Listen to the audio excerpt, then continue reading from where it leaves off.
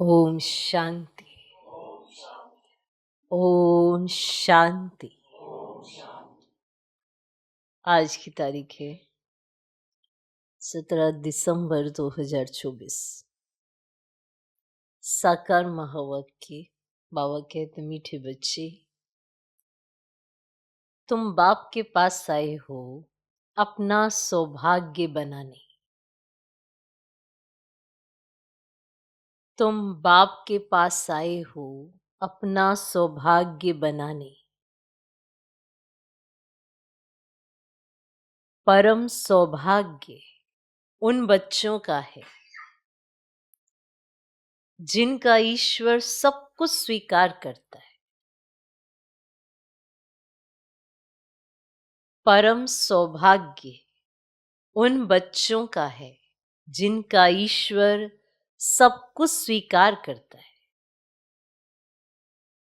बाबा कहते मीठे बच्चे, तुम बाप के पास आए हो अपना सौभाग्य बनाने।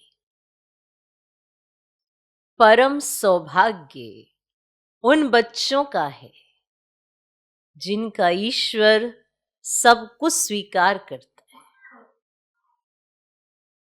आज का प्रश्न, बच्चों की किस एक भूल से माया बहुत बलवान बन जाती है? बच्चों की किस एक भूल से माया बहुत बलवान बन जाती है?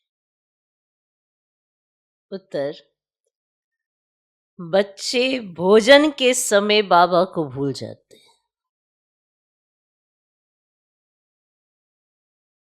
बच्चे भोजन के समय बाबा को भूल जाते हैं। बाबा को ना खिलाने से माया भोजन खा जाती है।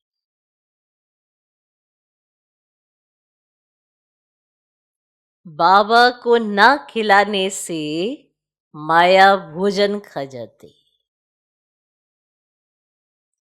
जिससे वह बलवान बन जाती है। जिससे वह बलवान बन जाती है, फिर बच्चों को ही हैरान करती है। फिर बच्चों को ही हैरान करती है। ये छोटी सी भूल माया से हार खिला देती है। ये छोटी सी भूल माया से हार खिला देती है। इसीलिए बाप की आज्ञा है, बच्चे याद में खाओ। बच्चे याद में खाओ। पक्का प्रण करो। पक्का प्रण करो, तुम ही से खाऊं, तुम ही से बैठूं। तो जब ये याद करेंगे तब वे राजी होगा। जब याद करेंगे तब वे राजी होगा।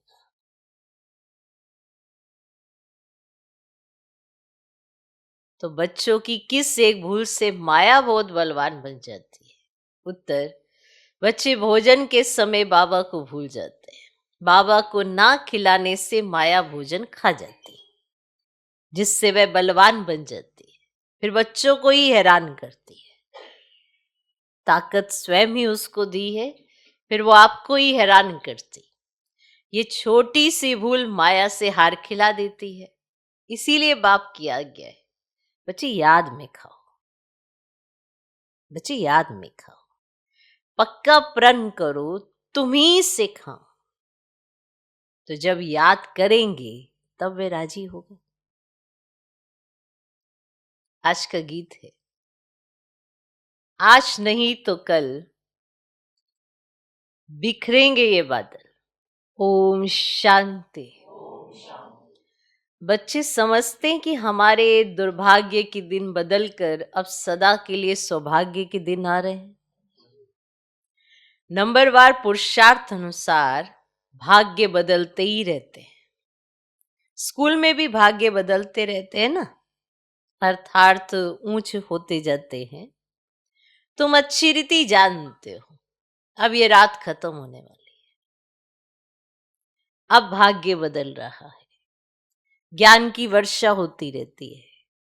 सेंसिबल बच्चे समझते हैं बरोबर दुर्भाग्य से हम सौभाग्यशाली बन रहे हैं, अर्थात स्वर्ग के मालिक बन रहे हैं। नंबरवार पुरुषार्थ अनुसार हम अपना दुर्भाग्य से सौभाग्य बना रहे हैं। अब रात से दिन हो रहा है, ये तुम बच्चों बिगर कोई को पता नहीं है। बाबा गुप्त है तो उनकी बातें भी गुप्त है। बल मनुष्यों ने बैठकर सहज राजयोग और सहज ज्ञान की बातें शास्त्रों में लिखी हैं, परंतु जिन्होंने लिखा वे तो मर गए। बाकी जो पढ़ते हैं वे कुछ समझ ही नहीं सकते हैं क्योंकि बेसमझ हैं। कितना फर्क है। तुम भी नंबरवार पुरुषार्थ अनुसार समझते हो। सभी एक रस पुरुषार्थ नहीं करते। दुर्भाग्य किसको, सौभाग्य किसको कहा जाता है, ये सिर्फ तुम ब्राह्मण ही जानते हो, और तो सभी घोर अंधियारे में हैं। उनको जगाना है समझाकर। सौभाग्यशाली कहा जाता है सूर्यवंशियों को। 16 कला संपूर्ण वही है। हम बाप से स्वर्ग के लिए सौभाग्य बना रहे हैं। जो बाप स्वर्ग रचने वाला है, अंग्रेजी जानने वालों को भी तुम समझा सकते हो। हम हेवनली गॉड फादर द्वारा हेवन का सौभाग्य बना रहे हैं। हेवन में है सुख और हेल में है दुख। गोल्डन एज माना सतयुग सुख और आयरन एज माना कलयुग दुख। तो बिल्कुल सहज बात है। हम अभी पुरुषार्थ कर रहे हैं। अंग्रेज, क्रिश्चियन आदि बहुत आएंगे। बोलो, हम अब सिर्फ एक ही हेवनली गॉड फादर को याद करते हैं क्योंकि मौत सामने खड़ा है। बाप कहते हैं तुमको मेरे पास आना है। जैसे तीर्थों पर जाते हैं ना, बोधियों का अपना तीर्थ स्थान है, क्रिश्चियन का अपना, हर एक की रस्म रिवाज अपनी होती है। हमारी है बुद्धि योग की बात। जहां से पाठ बजाने आए हैं वहां फिर जाना है। वह है हेवन स्थापन करने वाला गॉड फादर। उसने हमको बताया है, हम आपको भी सच्चा पथ बतलाते। उसने हमको बतलाया, हम आपको सच्चा पथ बतलाते। बाप गॉड फादर को याद करो तो अंतमति सुगति हो जाएगी। जब कोई बीमार पड़ते तो उनको सभी जाकर सावधान करते। क्या कहते कि राम को हो। सावधान करते ना, कोई बीमार पड़ते तो कहते राम को हो। बंगाल में जब कोई मरने पर होता है ना तो गंगा पर ले जाते हैं, फिर कहते हैं हरि बोल हरि बोल, तो हरि के पास चले जाएंगे। परंतु कोई जाता नहीं है। सत्युग में तो कहेंगे नहीं कि राम राम कहो या हरि बोल कहो। द्वापर से फिर यह भक्ति मार्ग शुरू होता है। ऐसे नहीं सत्युग में कोई भगवान या गुरु को याद किया जाता है। सत्युग में किसी को याद नहीं किया जाता है, ना भगवान को ना किसी गुरु को। वहां तो सिर्फ अपनी आत्मा को याद किया जाता है। हम आत्मा एक शरीर छोड़ दूसरा लेंगे, अपनी बादशाही याद पड़ती है। समझते हैं हम बादशाही में जाकर जन्म लेंगे। ये अब पक्का निश्चय है, बादशाही तो मिलनी ही है ना। बाकी किसको याद करेंगे अथवा दान पुण्य करेंगे सत्युग में? किसको याद करेंगे सत्युग में? देवी देवता या दान पुण्य करेंगे? वहां कोई गरीब होता ही नहीं जिसको बैठ दान पुण्य करे। भक्ति मार्ग की रस्म रिवाज अलग, ज्ञान मार्ग की रस्म रिवाज अलग है। अभी बाप को सब कुछ दे 21 जन्म का वर्ष ले लिया। अभी बाप को सब कुछ दे, 21 जन्म का वर्षा ले लिया, बस फिर दान पुण्य करने की दरकार ही नहीं। ईश्वर बाप को हम सब कुछ दे देते हैं, ईश्वर ही स्वीकार करते हैं। स्वीकार ना करे तो फिर देवे कैसे? ना स्वीकार करे तो वह भी दुर्भाग्य है। अगर ईश्वर स्वीकार ही ना करे तो वह भी तो दुर्भाग्य है। स्वीकार करना पड़ता है ताकि उनका ममत्व मिटे। ये भी राज तुम बच्चे जानते हो। जब जरूरत ही नहीं होगी तो स्वीकार क्या करेंगे? आज तो बाप स्वीकार कर रहा है, कल स्वीकार क्यों करे? जब जरूरत ही नहीं होगी तो क्यों स्वीकार करे? यहां तो कुछ इकट्ठा नहीं करना है, इकट्ठा करके रखना है अपने पास। उतना होना चाहिए जितनी जरूरत हो। तो ईश्वर को भी तो जब जरूरत होगी तब तो स्वीकार करेगा ना, और जब जरूरत ही नहीं होगी तो स्वीकार ही क्यों करे? यहां कुछ इकट्ठा तो करना नहीं है, यहां से तो ममत्व मिटा देना पड़ता है। ये है क्या? जिसके पीछे रगे जुड़ी पड़ी है, ये है क्या? सत्यु के आगे ये क्या है? कीचड़ पट्टी है जिसके पिछाड़ी मनुष्य इतना फंसा हुआ है और सोचते हैं हम भगवान को देते हैं। भगवान क्यों स्वीकार करे? क्यों ले आपका? क्योंकि अगर वो लेता है तो उसको देना पड़ता है। अभी तो ये रस्म है कि वो स्वीकार करते हैं, पर आगे क्यों स्वीकार करें जब यहाँ का संबिटना ही है? विचार करके देखना ना।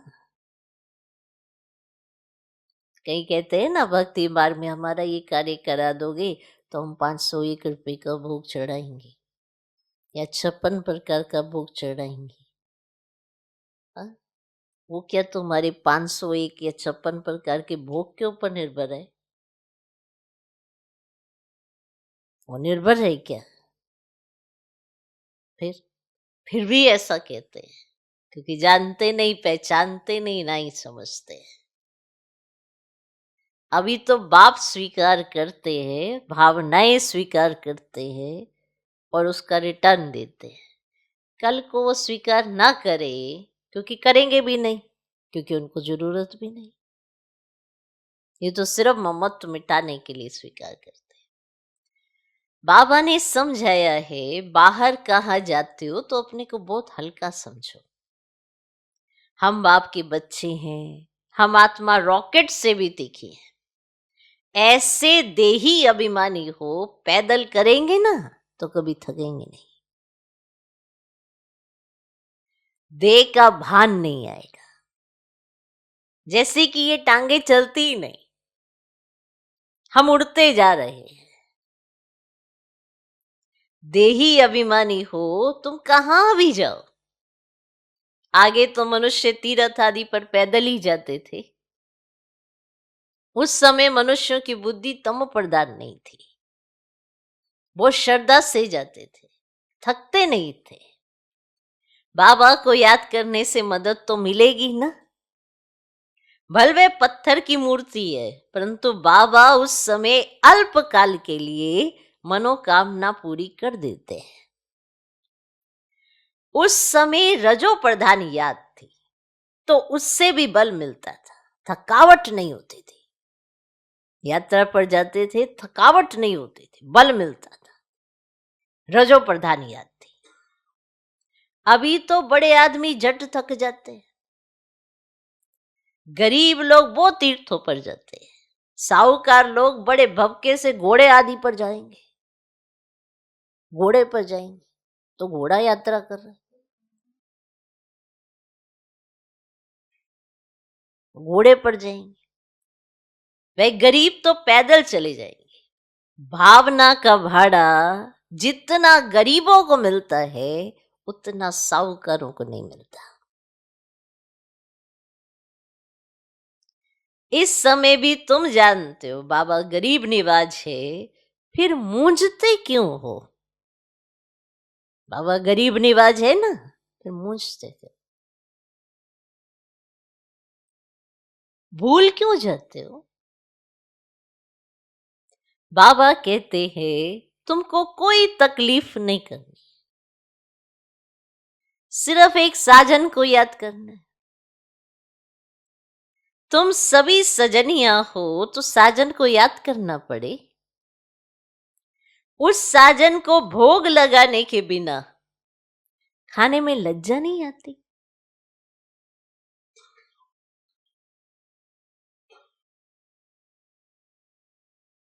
लज्जा नहीं आती। उस साजन को भोग लगाने के बिना खाने में लज्जा नहीं आती। वे साजन भी है, बाप भी है। कहते मुझे तुम नहीं खिलाएंगे, तुमको तो हमें खिलाना चाहिए ना। देखो बाबा युक्तियां बतलाते हैं। तुम बाप अथवा साजन मानते हो ना, जो खिलाता है पहले तो उनको खिलाना चाहिए। जो खिलाता है पहले तो उनको खिलाना चाहिए। कितनी वैल्यू होनी चाहिए। बाबा कहते हमको भोग लगाकर हमारी याद में खाओ, इसमें बड़ी मेहनत है। बाबा बार बार समझाते हैं, बाबा को याद जरूर करना है। बाबा खुद भी बार बार पुरुषार्थ करते रहते हैं। तुम कुमारियों के लिए तो बहुत सहज है।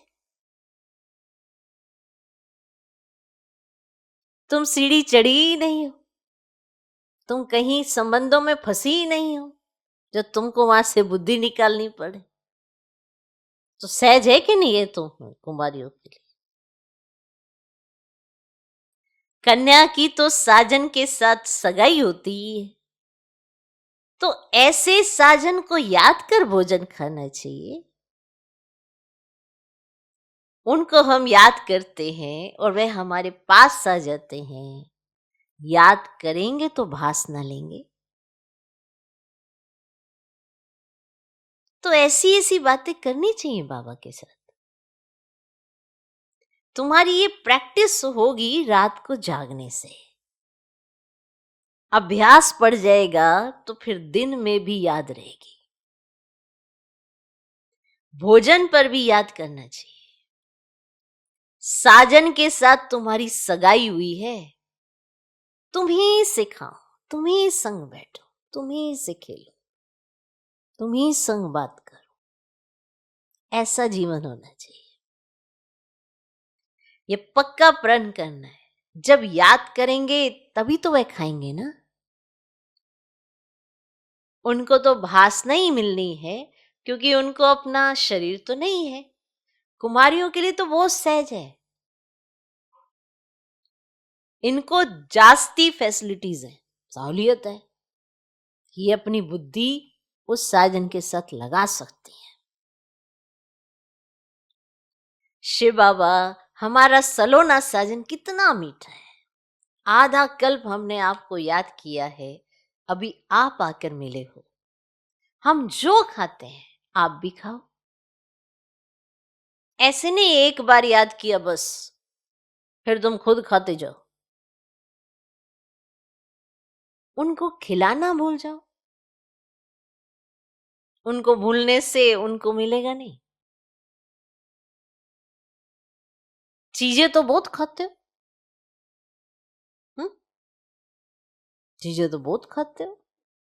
खिचड़ी खाएंगे, आम खाएंगे, मिठाई खाएंगे, बहुत सारी चीजें खाते हो।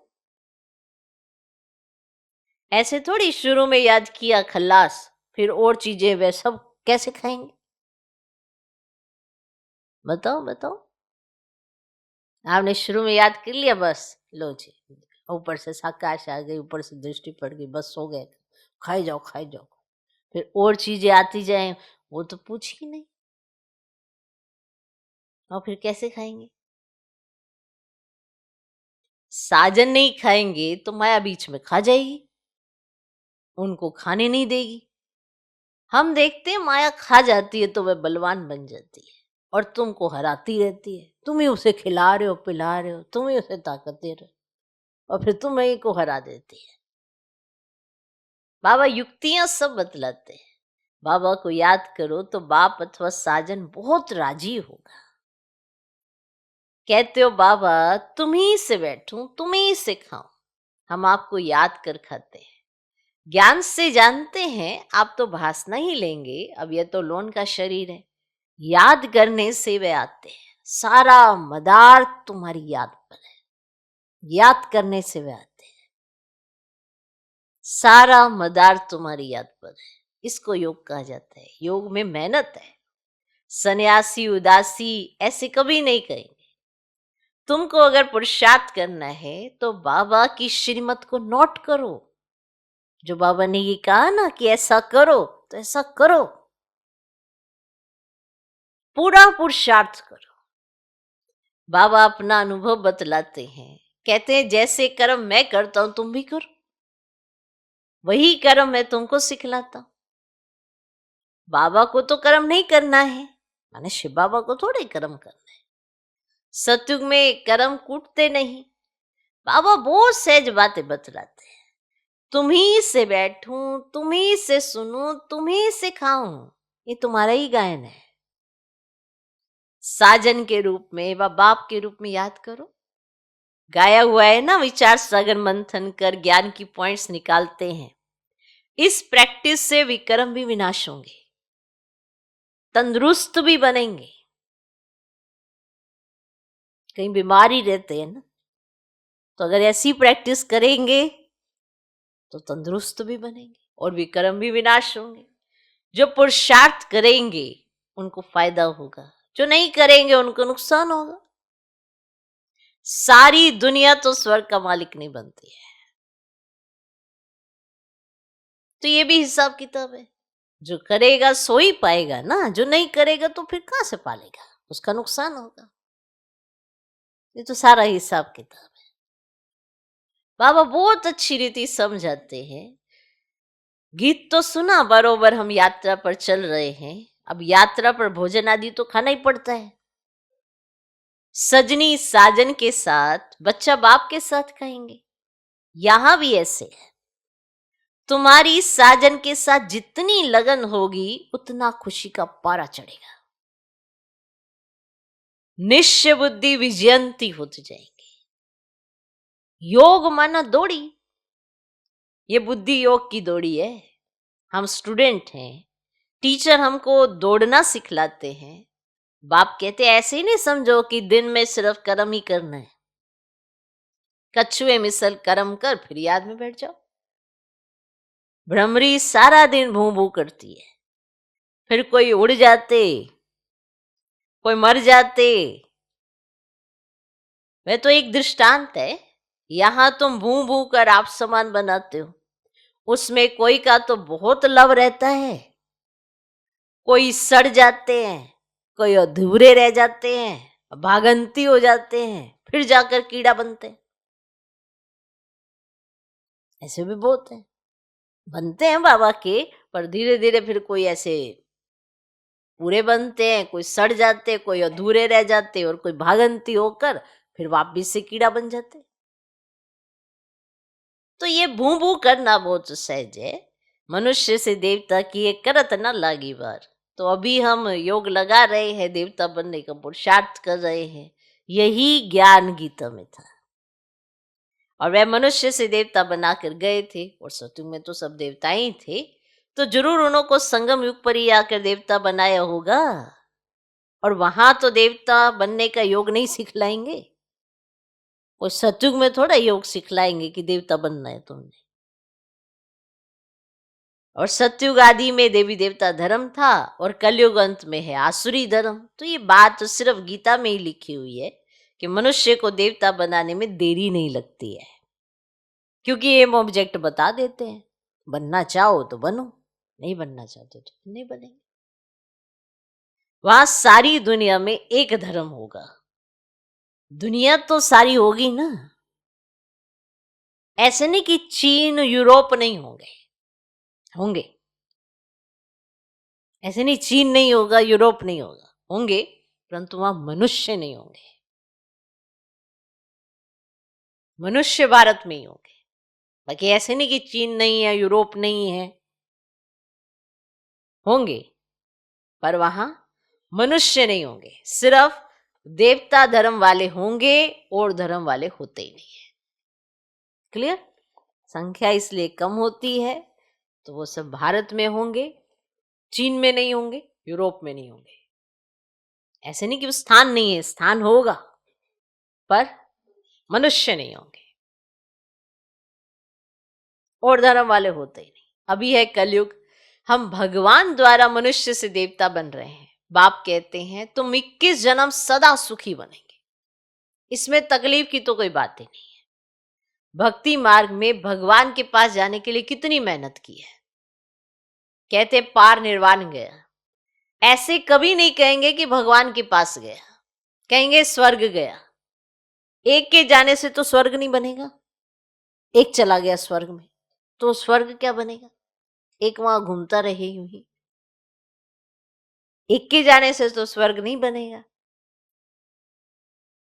सबको जाना है। और गीता में लिखा हुआ है कि भगवान कालों का काल है, मच्छरों सदृश सभी को वापिस ले जाते हैं। अब बुद्धि भी कहती है कि चक्र रिपीट होना है, तो पहले पहले जरूर सत्युगी देवी देवता धर्म रिपीट होगा, फिर बाद में और धर्म रिपीट होंगे। बाबा कितना सहज बतलाते हैं, मन मना भाव। बस 5000 वर्ष पहले भी गीता के भगवान ने कहा था, लाडले बच्चे, अगर श्री कृष्ण कहेंगे तो दूसरे धर्म वाले कोई सुन ही ना सके। अगर श्री कृष्ण लाडले बच्चे कहेंगे तो फिर तो दूसरे धर्म वाले कोई सुन ही ना सके। भगवान कहेंगे तो सभी को लगेगा ना कि गॉड फादर हेवन स्थापन करते हैं, जिसमें फिर हम जाकर चक्रवर्ती राजा बनेंगे। इसमें कोई खर्चे आदि की बात नहीं है, सिर्फ सृष्टि के आदि मध्य अंत को जानना है, कोई खर्चा नहीं है। सिर्फ आपने सृष्टि के आदि मध्य अंत को जानना है। तुम बच्चों को विचार सागर मंथन करना है, कर्म करते दिन रात ऐसे पुरुषार्थ करते रहो। विचार सागर मंथन नहीं करेंगे या बाप को याद नहीं करेंगे, सिर्फ कर्म करते रहेंगे, तो रात को भी वही ख्यालात चलते रहेंगे। मकान बनाने वाले को मकान का ही ख्याल चलेगा, नेचुरल है। भल विचार सागर मंथन करने की रिस्पॉन्सिबिलिटी इन पर है, परंतु कहते हैं कलश लक्ष्मी को दिया तो तुम लक्ष्मी बनती हो ना। अच्छा, मीठे मीठे सिकिलधे बच्चों प्रति माता पिता बाप दादा का याद प्यार और गुड मॉर्निंग। रूहानी बाप की रूहानी बच्चों को नमस्ते। हम रूहानी बच्चों की भी रूहानी बाप को नमस्ते नमस्ते नमस्ते। Good morning good morning good morning. धारणा के लिए मुख्य सर पहला पॉइंट, श्रीमत को नोट कर पुरुषार्थ करना है। ये कुछ अपने असूल बना लो, जिसने असूल बना लिए, नियम बना लिए, तो फिर वो बच जाता है। श्रीमत को नोट कर पुरुषार्थ करना है। बाप ने जो कर्म करके सिखाया है वही करने हैं। बाप ने जो कर्म करके सिखाया है वही करने हैं। विचार सागर मंथन कर ज्ञान की पॉइंट्स निकालनी है। विचार सागर मंथन कर ज्ञान की पॉइंट्स निकालनी है। श्रीमत को नोट कर पुरुषार्थ करना है। बाप ने जो कर्म करके सिखाया है वही करने हैं। विचार सागर मंथन कर ज्ञान की पॉइंट्स निकालनी है। दूसरा पॉइंट, अपने आप से प्रण करना है कि हम बाप की याद में ही भोजन खाएंगे। अपने आप से प्रण करना है कि हम बाप की याद में ही भोजन खाएंगे।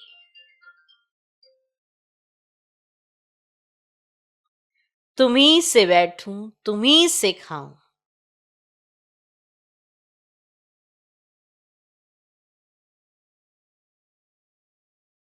ये वायदा पक्का निभाना है,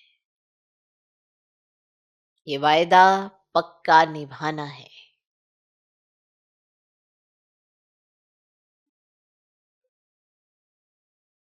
आज का वरदान, कर्म और संबंध दोनों में स्वार्थ भाव से मुक्त रहने वाले, बाप समान कर्मातीत भव। कर्म और संबंध दोनों में स्वार्थ भाव से मुक्त रहने वाले, बाप समान कर्मातीत भव।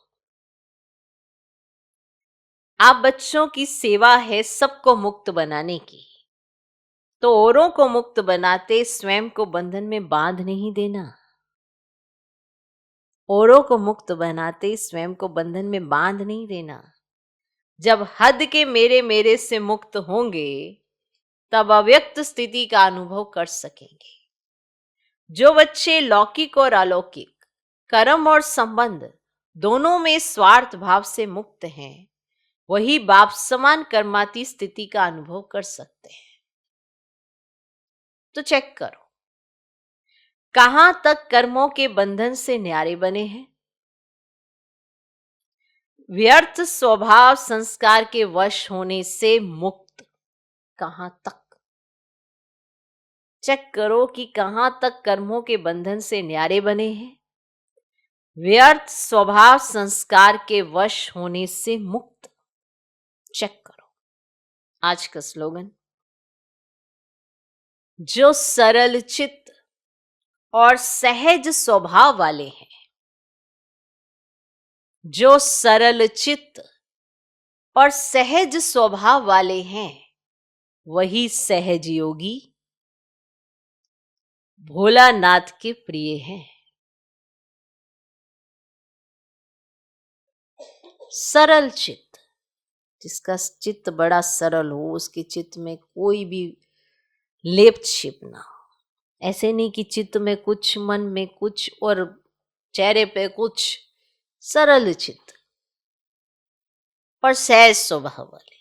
सहज स्वभाव आपको भी पसंद आता है, जो आपके साथी हो, सहयोगी हो, उनका अगर सहज स्वभाव आता है तो आपको बड़ा पसंद आता है, तो आप भी तो वैसे बनना चाहिए। सहज स्वभाव माना एकदम फ्लेक्सिबल होने चाहिए, जैसे भी हो मोल्ड हो सके, किसी भी सिचुएशन में अपने आप को मोल्ड कर सके। तो जो सरल चित्त और सहज स्वभाव वाले वही सहज योगी होते हैं। उनका योग निरंतर होता ही होता है।